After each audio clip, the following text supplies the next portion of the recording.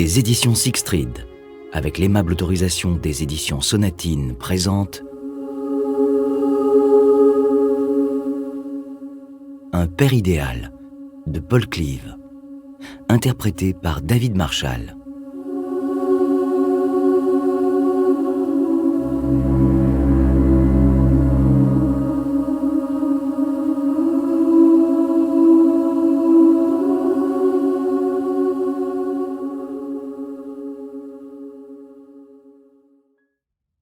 Prologue. Ma photo est parue pour la première fois dans la presse quand j'avais 9 ans.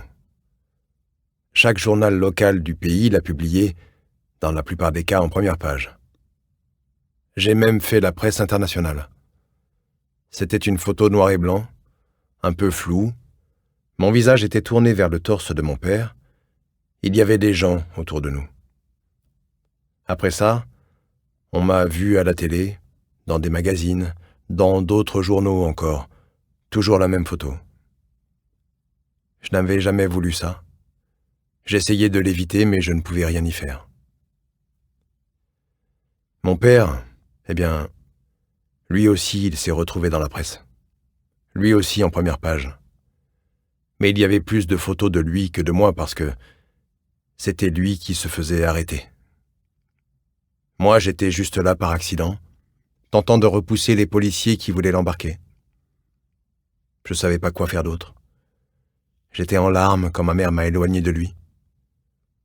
Les flics l'ont menotté et je ne l'ai plus jamais revu jusqu'à cette semaine. C'était mon père, bien sûr. Mais cesser de l'aimer n'a pas été difficile quand il s'est avéré qu'il n'avait jamais été l'homme que nous croyions. Mon père s'est fait arrêter parce qu'il avait des penchants que les autres n'approuvaient pas trop. Pas même les gens de Christchurch. Ma mère est morte 1 an plus tard. Elle se gavait de poison et de cachets pour fuir la haine et les accusations du public. Les médecins et les psychiatres ont alors commencé à se pencher sur mon cas. Ils s'interrogeaient à mon sujet. Tout le monde s'interrogeait. Mon père avait le goût du sang. Il avait assassiné 11 prostituées sur une période de 25 ans, et certaines bonnes âmes de Christchurch se demandaient si je suivrais la même voie que lui. Il était si discret que personne ne s'était rendu compte qu'il y avait un tueur en série en ville. Il ne faisait pas parler de lui, se contentait de commettre ses crimes en silence, proprement. Parfois on retrouvait ses victimes, parfois non, et celles qu'on n'a jamais retrouvées n'ont jamais été portées disparues. C'était un père de famille aimant, qui aurait fait n'importe quoi pour nous. Il n'a jamais levé la main ni sur ma mère, ni sur ma sœur, ni sur moi. Il travaillait dur pour nous nourrir, pour nous offrir tout ce qu'il pouvait afin de rendre notre enfance plus agréable que la sienne. Le monstre qu'il habitait ne se manifestait jamais à la maison. Il restait tapi dans les ténèbres avec le sang et la chair de ses victimes. Mais parfois, au moins 11 fois de ses propres aveux, papa sortait le soir et allait retrouver ce monstre. Il n'était alors plus mon père, il était autre chose. Je n'ai jamais demandé quoi exactement. Au début, je ne pouvais pas, car je n'étais pas autorisé à le voir. Puis quand j'ai été en âge de prendre mes propres décisions, c'est moi qui ne voulais plus le voir. J'avais 10 ans quand le procès a commencé. C'était un cirque. Ma mère était toujours en vie, mais ma sœur et moi en bavions. Ma mère passait son temps à nous hurler dessus quand elle était sobre, et quand elle était saoule, elle pleurait. Et dans un cas comme dans l'autre, nous n'étions pas à la fête.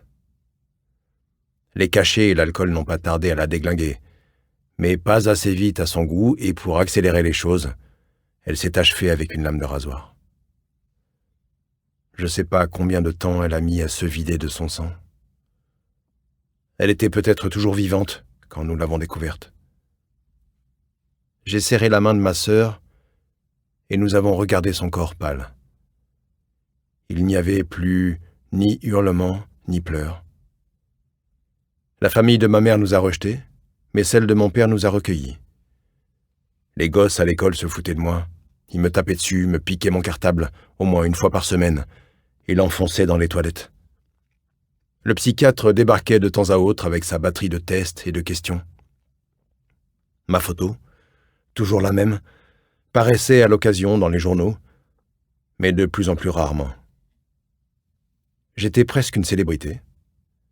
J'étais aussi le fils d'un tueur en série, et certaines bonnes âmes de Christchurch pensaient que je marcherais sur ses traces. Ma sœur Belinda a suivi la voie de ses victimes. Elle a commencé à coucher pour de l'argent à 14 ans. À 16, elle était junkie, avec un penchant pour les liquides qu'elle pouvait se procurer pour pas cher et s'injecter dans les veines. À 19 ans, elle était morte. J'étais le seul survivant de ma famille.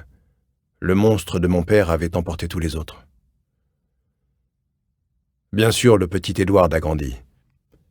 Et j'ai maintenant une famille à moi. Une femme, un enfant. J'ai expliqué à ma femme qui j'étais peu après notre rencontre.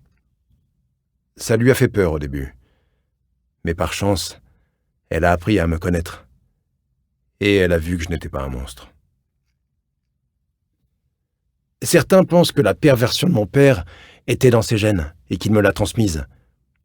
Il est des gens qui croient que je suis moi aussi un homme de sang, dis-je. Et je regarde le sang de la femme avachie du côté passager imprégner le tissu du siège. Ils croient que c'est le même sang qui coule dans nos veines.